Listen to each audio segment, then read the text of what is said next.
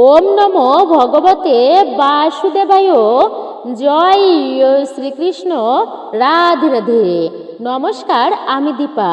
দেশ ও দেশের বাইরে থেকে যে সকল দর্শকেরা এই মুহূর্তে ভিডিওটি অন করেছেন বা দেখতেছেন, সকলকে সুস্বাগত জানাই রায় কিশোরী দীপা তথা সনাতন ধর্মীয় তথ্যমূলক চ্যানেলে আমি দীপা। সকলে ভক্তি সহকারে আজকের ভিডিওটি আপনারা শুরু থেকে শেষ পর্যন্তই শ্রবণ করবেন। অনেক অনেক গুরুত্বপূর্ণ তথ্যসমূহ থাকছে আজকের ভিডিওটির মাধ্যমে আপনাদের জন্য। আজকের ভিডিওটি আপনাদের জন্য রয়েছে 2026 সালের 11 জুন বৃহস্পতিবার দিন পালিত হচ্ছে এই পরমা একাদশী ব্রত। যে সমস্ত ব্যক্তিরা এই পরমা একাদশী ব্রতটি আপনারা পালন করবেন, তাদের জীবনের সর্বোচ্চ আশীর্বাদ আপনারা লাভ করতে পারবেন। স্বয়ং ভগবানের কৃপা আপনাদের জীবনে বর্ষিত হবে। একাদশী ব্রত পালন করলে ভক্ত জাগতিক এবং আধ্যাত্মিক উভয় দিক থেকে পরম বা সর্বোচ্চ আশীর্বাদ লাভ করে থাকেন।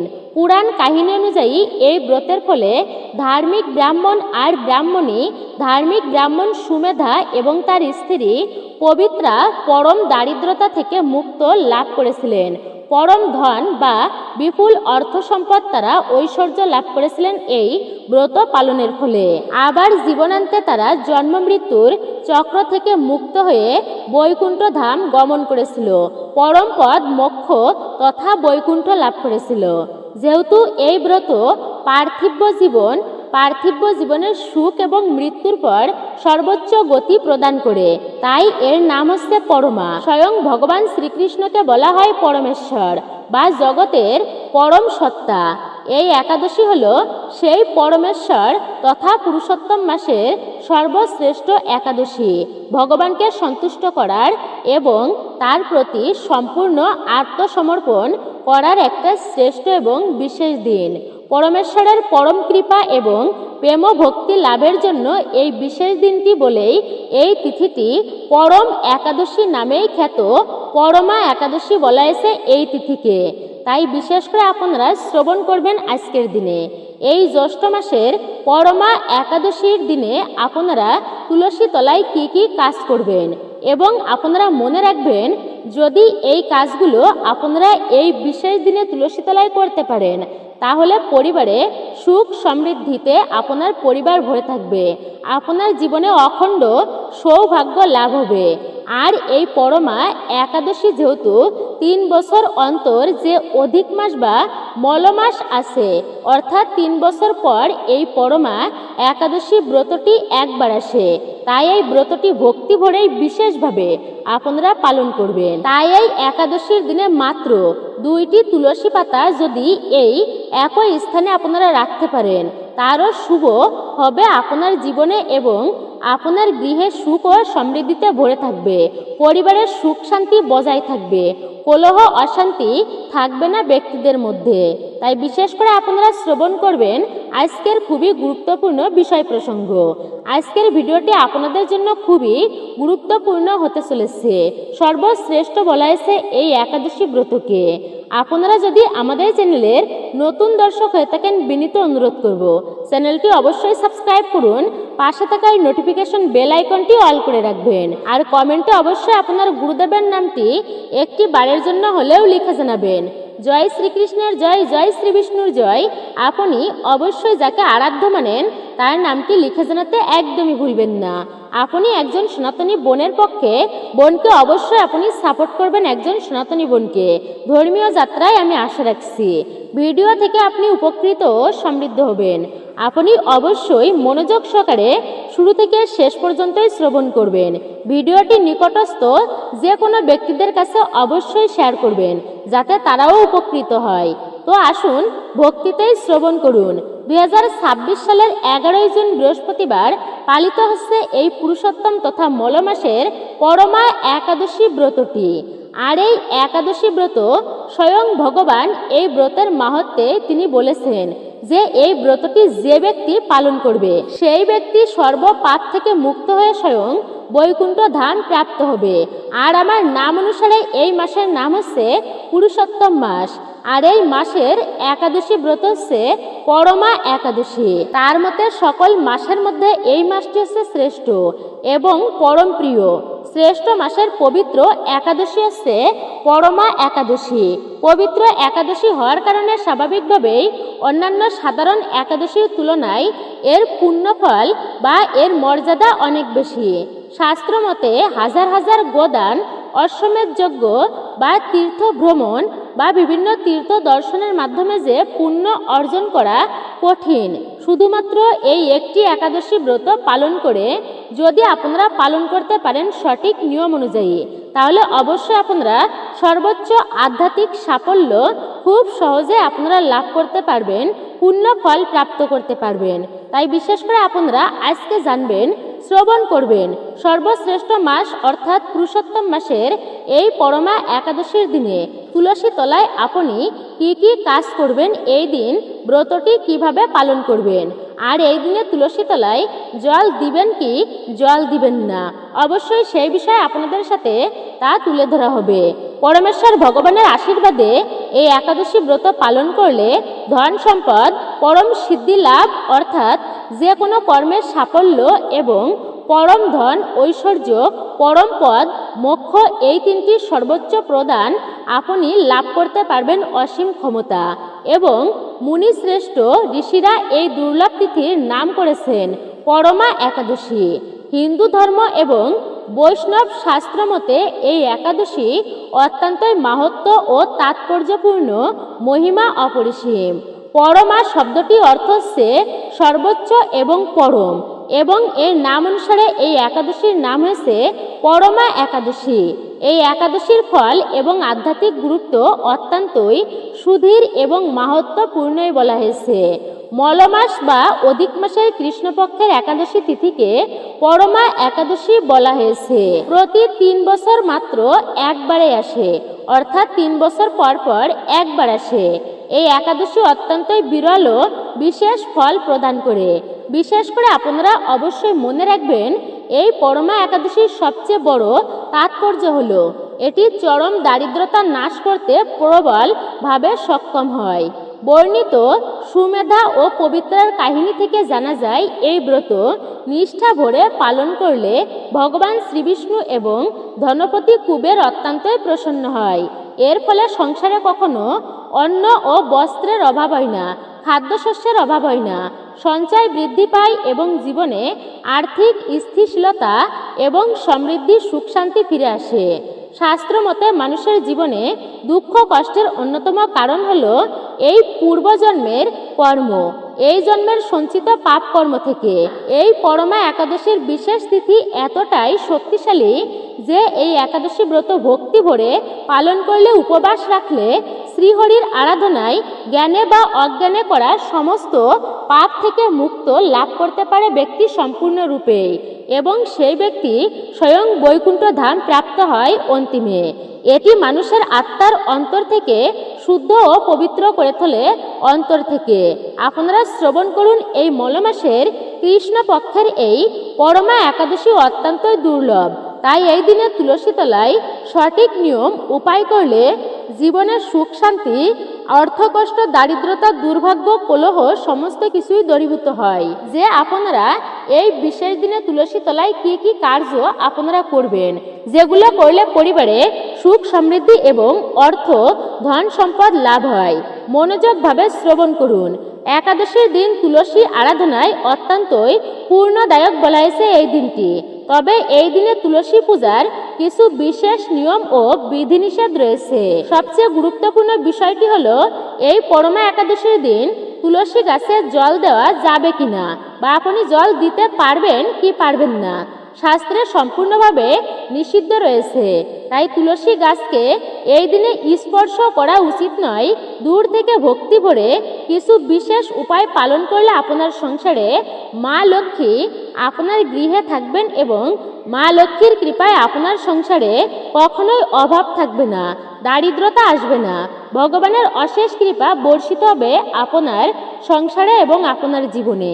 এই বিশেষ দিনে ভুলেও তুলসী তলায় জল অর্পণ করবেন না। তাই আপনারা শ্রবণ করুন, এই জ্যৈষ্ঠ মাসের পরমা একাদশী ব্রতের দিনে আপনারা তুলসী তলায় কি করবেন? প্রথমত একাদশীর দিন সন্ধ্যাবেলায় গোধূলি লগ্নে এই কাজগুলো করতে পারেন। সন্ধ্যায় আপনারা প্রদীপ বা তিলের তেলের প্রদীপ প্রজ্বলন করুন, বা ঘিয়ের প্রদীপ হলে সবচেয়ে সেটি ভালো হয়। সেই প্রদীপের তেলের মধ্যে 1 চিমটি কাঁচা হলুদ গুঁড়ো বা সামান্য একটুকু জাফরান ফেলে দিন। ভগবান বিষ্ণুর প্রিয় রং হচ্ছে হলুদ। এই হলুদ মিশ্রিত প্রদীপ একাদশীর সন্ধ্যায় আপনারা প্রজ্বলন করুন। এটি করলে চরম আর্থিক বাধা আপনাদের জীবন থেকে কেটে যাবে। সংসারে অশুভ শক্তি বিরাজ করতে পারবে না। প্রদীপটি বিশেষ করে তুলসী মঞ্চের উপর বা টবের আশেপাশে রাখার সময় অবশ্য আপনি লক্ষ্য রাখবেন। নিচেই একটি 1 টাকার কয়েন বা একটি কড়ি আপনি রাখুন। এই দিন আসলে সকালে স্নান করে এই কয়েনটি বা এই কড়িটি তুলে আপনার টাকা রাখার জায়গায় বা আলমারিতে রেখে দিতে হবে। এটি ধন সম্পদকে আকর্ষণ করে। একটি বিশাল শক্তিশালী উপায় হচ্ছে, এটি মনে করা হয় পরিবারে যাতে সর্বদাই সুখ শান্তি বজায় থাকে, স্বামী স্ত্রীর মধ্যে সম্পর্ক ভালো থাকে, আরও মধুর হয়। তাই এই জন্য পরমা একাদশীর দিন আপনারা এই কাজটি করতে পারেন। সন্ধ্যায় আপনি এবং আপনার স্ত্রী দুজনেই একসঙ্গে তুলসী তলায় উপস্থিত হবেন। প্রদীপ ও সুগন্ধি ধূপ দ্বীপ আপনারা দূর থেকে দেখিয়ে 3 বার ভক্তি ভরে তুলসী তলায় অর্থাৎ তুলসী গাছকে পরিক্রমা করবেন বা প্রদক্ষিণ করুন। প্রদক্ষিণ করার সময় মনে মনে আপনি আপনার মনস্কামনা তা মাকে অবশ্যই জানাবেন এবং ওম নমঃ ভগবতে বাসুদেবায় এই মন্ত্রটি ভক্তি ভরে আপনারা জপ করবেন। স্বামী স্ত্রী একসঙ্গে একাদশীর সন্ধ্যায় এই টোটকা বা উপায়টি যদি আপনারা করতে পারেন, এটি করতে পারলে সংসারে কোনো নেতিবাচক শক্তি বা অশুভ শক্তি প্রবেশ একদমই করতে পারবে না। বিশেষ করে আপনারা শ্রবণ করুন অবশ্যই। সকালে আপনারা স্নান করে এই দিনে মানে একাদশীর দিন সকালে স্নান করে নেবেন। তারপরে একটি ছোট্ট পাত্রে সামান্য হলুদ, চন্দন, কুমকুম, গঙ্গাজল দিয়ে আপনারা এগুলো ভালো করে গুলিয়ে নেবেন। এরপর তুলসী গাছের টবে বা তুলসী মঞ্চের গায়ে নিজের ডান হাতের অর্থাৎ অনামিকা আঙুল দিয়ে একটি স্বস্তিকা চিহ্ন এঁকে আপনারা অঙ্কন করে দিন। একটি স্বস্তিকা চিহ্ন, এটিকে সুরক্ষা বলয় বলা হয়। এটি হচ্ছে সুরক্ষা বলয় তৈরি করুন বা লক্ষ্মীর স্থায়ী আসন আপনি সুনিশ্চিত করুন এই বিশেষ দিনে। আপনারা এই ক্রিয়াকলাপটি অবশ্যই পরমা একাদশীর দিন তুলসী তলায় করতে পারেন। কিন্তু মনে রাখবেন, এই একাদশীতে তুলসী মহারানী স্বয়ং কিন্তু শ্রীবিষ্ণুর জন্য নির্জলা উপবাস করেন। তাই এই দিন তুলসী গাছে ভুলেও কিন্তু আপনারা জল ঢালবেন না। তুলসী পাতা ছাড়া এই দিন মহাপাপ বলে গণ্য হয়েছে। তাই আপনারা এই দিন তুলসী পত্র কখনোই ছিঁড়বেন না। প্রদীপ শিখা যেন তুলসী পাতার কাছে না যায়, সেই দিকেও আপনারা লক্ষ্য রাখবেন। এই নিয়মগুলো মেনে একাদশীর দিন তুলসী তলায় আরাধনা করলে আপনার পরিবারে বিশেষ করে সর্বাঙ্গীন মঙ্গল হবে। আপনারা এই পরমা পবিত্র একাদশীর দিনে ভুলেও কিন্তু দিনে বা রাত্রিতে ঘুমাবেন না। প্রতিটা একাদশী ব্রতে রাত্রি জাগরণের কথা উল্লেখ আছে। এই সময় রাত্রি জাগরণ করে ভজন কীর্তন আপনারা করুন। আর এই একাদশীর রাতে আপনার বালিশের তলায় 2টো তুলসী পাতা রেখে ঘুমালে তা খুবই শুভ হবে আপনার জন্য, মঙ্গল হবে আপনার জন্য, আপনার পরিবারের জন্য। আর ঘুমাতে যাবার আগে আপনারা ওম নমঃ ভগবতে বাসুদেবায় এই মন্ত্রটি অবশ্যই জপ করুন। 108 বার হরে কৃষ্ণ মহামন্ত্র এই বিশেষ দিনে যে কোনো সময়ে আপনি জপ করতে পারেন। এটি জপ করলে আপনার জীবনে সুখ শান্তি ও সৌভাগ্য বয়ে আসবে। পরিবারের মঙ্গল হবে সর্বোচ্চ, আপনার মঙ্গল হবে এবং আপনি যে কোনো কর্ম খুব সহজেই সেই কর্মে আপনি সাফল্য লাভ করতে পারবেন এই বিশেষ তিথিতে। আর আজকের দিনে আপনারা শ্রবণ করবেন এই পরমা একাদশীর বিশেষ ব্রত কথাটি কি রয়েছে। এই পরমা একাদশীর দিন তুলসী তলায় আপনারা কি কি করবেন আর কি করা উচিত সেটি আপনাদের সাথে উল্লেখ করা হলো। আর আজকের দিনে অবশ্যই ভক্তি এবং নিষ্ঠা সহকারে এই পরমা একাদশীর ব্রত মাহাত্ম্য কথাটি কি রয়েছে আপনারা তা মনোযোগ সহকারে শ্রবণ করবেন। প্রাচীনকালে কাম্পিল্য নগরে অর্থাৎ কাম্পিল্য নগরেতে সুমেধা নামক এক ব্রাহ্মণ বাস করতেন। তিনি ধার্মিক ও সৎ ব্রাহ্মণ ছিলেন আর তার স্ত্রীর নাম ছিল পবিত্রা। পবিত্রা দেবী অত্যন্তই সৎনিষ্ঠা ছিলেন। তিনি ছিলেন পতিব্রতা, ধর্মপরায়ণ নারী। তারা দুজনেই সৎ পথে জীবনযাপন করত, কিন্তু তাদের জীবনযাপন ছিল চরম দারিদ্র্যে ভরা। ভিক্ষা করে কোনোদিন জুটত খাবার, আবার কোনোদিন জুটত না। সেভাবেই তারা দিনগুলো রাতগুলো অতিবাহিত করত। কিন্তু তা সত্ত্বেও তাদের দুয়ারে যদি কোনো অতিথি বা কোনো ব্রাহ্মণ বৈষ্ণব সন্ন্যাসী এলে তারা নিজেদের সামান্য খাবার তাদের দান করতেন এবং নিজেরা উপবাস থাকতেন। দারিদ্রতা সহ্য করতে না পেরে সুমেধা একদিন তার পতিব্রতা স্ত্রীকে বললেন যে আমি অর্থ উপার্জনের জন্য দূরদেশে যেতে চাই। কিন্তু এই পবিত্রা অত্যন্তই বুদ্ধিমতী ছিলেন। তিনি বললেন যে আমাদের দূরদেশে যাওয়ার দরকার নেই আপনার, আমাকে রেখে আপনি দূরদেশে যাবেন না। একদিন ব্রাহ্মণীকে বলছেন, হে ব্রাহ্মণী, আমি কিছু ধনের প্রত্যাশী হয়ে বিদেশে যাত্রা করতে চাই। বুদ্ধিমান ব্যক্তি উদ্যম ও উৎসাহকে ভঙ্গ করে না, সামর্থ্যকে অবহেলা করা কখনোই উচিত নয়। তখন ব্রাহ্মণী বললেন, হে স্বামী, আপনার চেয়ে অধিক বিদ্বান আমি নই, তবে এইটুকু জানি বিদ্যা ধন দারিদ্র্য সর্বত্রই পূর্বজন্মিত ফল, অর্থাৎ পূর্বজন্মের কোনো ফল যদি না থাকে বর্তমানে কি কেউ সুখী হতে পারে, সুখে থাকতে পারে? তার জন্য পূর্বজন্মের সুকৃতি থাকা দরকার। আমরা ধন সম্পদ অনেক পেয়েছিলাম, কিন্তু কাউকে হয়তো কখনো দান করিনি, অন্য কখনোই কাউকে দান করিনি, অর্থ সম্পদ হয়তো দান করিনি, যার কারণে আমাদের আজ এই অবস্থা। আমাদের ভাগ্যটা এই জন্য এমন। তুমি ধনের জন্য অন্যত্র গেলে আমাকে লোকে দুর্ভাগা বলেই জানবে, আমার নিন্দা করবে। তুমি এখানে থেকে যা লাভ করো এতেই আমি সন্তুষ্ট। পতিব্রতার কথা শুনে ব্রাহ্মণ দেশেই রয়ে গেল। একদিন তাদের ভগ্ন কুটিরে কৌণ্ডিন্য মুনি এলেন। পরম শ্রদ্ধা সহকারে পাদ্য অর্ঘ্য দ্বারা উভয়েই মুনিকে প্রণাম করে সস্ত্রীক বিধিপূর্বক ভোজন করালেন। ব্রাহ্মণী জিজ্ঞাসা করলেন, হে মহামুনি, আচ্ছা কিসে দারিদ্রতা নাশ হয়? এমন কোনো উত্তম ব্রতের কথা আপনি বলুন, যাতে পাপ দুঃখ দারিদ্রতার মোচন হয় এবং ভগবানের প্রতি ভক্তির উদয় হয়। তখন কৌণ্ডিন্য মুনি বললেন, মল মাসে অধিমাসে কৃষ্ণপক্ষিয়া একাদশী ব্রত ভক্তি মুক্তি প্রদায়িনী, সর্বপাপ বিনাশিনী, সর্বসুখদায়িনী এবং ভগবানের অতীব প্রিয় এক বিশেষ তিথি। প্রথমে কুবের এই ব্রত পালন করেছিলেন কুবের দেব। রাজা হরিশ্চন্দ্র এই পরমা একাদশী ব্রত পালনের ফলে স্ত্রী পুত্র ও রাজ্য ফিরে পেয়েছিলেন। হে বিশালাক্ষী, এই জন্য তোমরাও এই ব্রত পালন করো।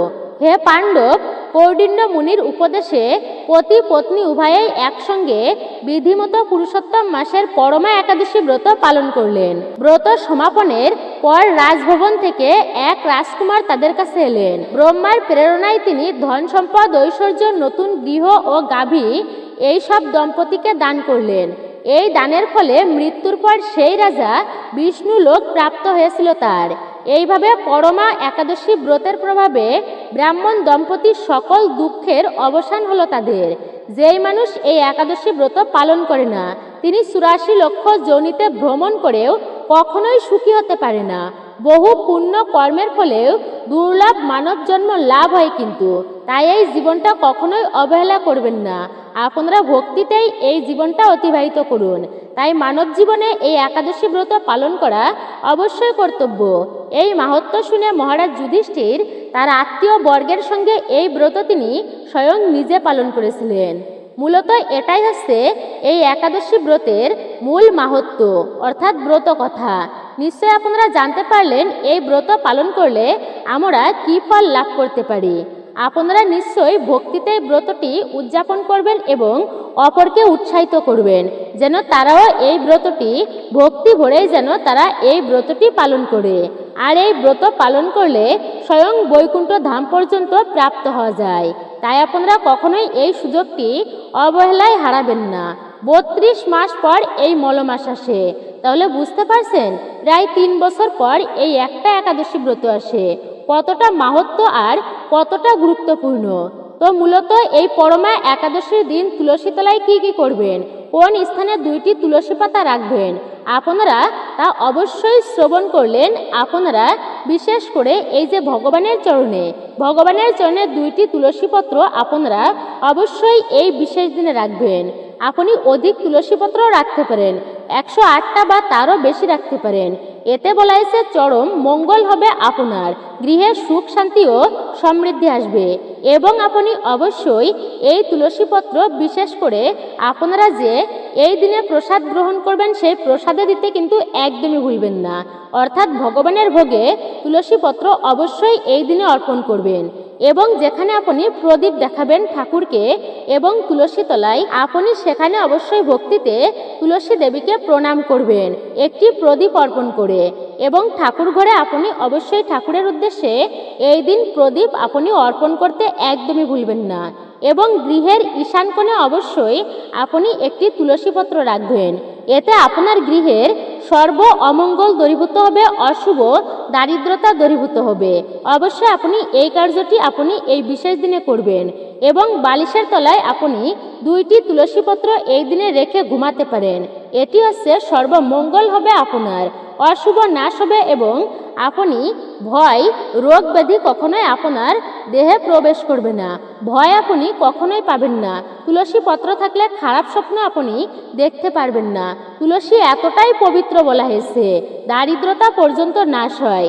আপনি যদি প্রতিদিন এই কার্যটি করতে পারেন তাহলে আপনারই মঙ্গল হবে।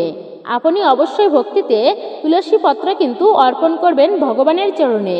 এবং এই দিনে তুলসী পত্রের মালা তৈরি করে যদি ভগবানের গলদেশে অর্পণ করতে পারেন তা খুবই উত্তম বলা হয়েছে। ওম নমো ভগবতে বাসুদেবায়, ওম নমো ভগবতে বাসুদেবায়। মূলত এটাই ছিল রায়কিশোরী দীপা তথা আমাদের চ্যানেলের আজকের মূল্যবান ভিডিওটি। ভিডিওটি আপনার কাছে কেমন লেগেছে মতামত জানাতে একদমই ভুলবেন না। আপনার একটি মূল্যবান কমেন্ট আমার ভিডিও তৈরিতে আরও উৎসাহ জাগ্রত করে। তাই অবশ্যই ভালো ভালো সকলেই কমেন্ট করবেন এবং গুরুদেবের নামটি একটি বারের জন্য হলেও লিখে জানাতে ভুলবেন না। আপনারা সকলে আমাকে সাপোর্ট করবেন এবং চ্যানেলটি সাবস্ক্রাইব করে পাশে থাকার নোটিফিকেশন বেল আইকনটি অল করে রাখবেন। সকলে ভালো থাকুন, সুস্থ থাকুন, পরম করুণাময় ঈশ্বরের অশেষ কৃপায়। ভিডিওতে একটি লাইক অবশ্যই করবেন। সকলকে অসংখ্য ধন্যবাদ এত সময় ধরে আমাদের চ্যানেলের ভিডিওটি দেখার জন্য।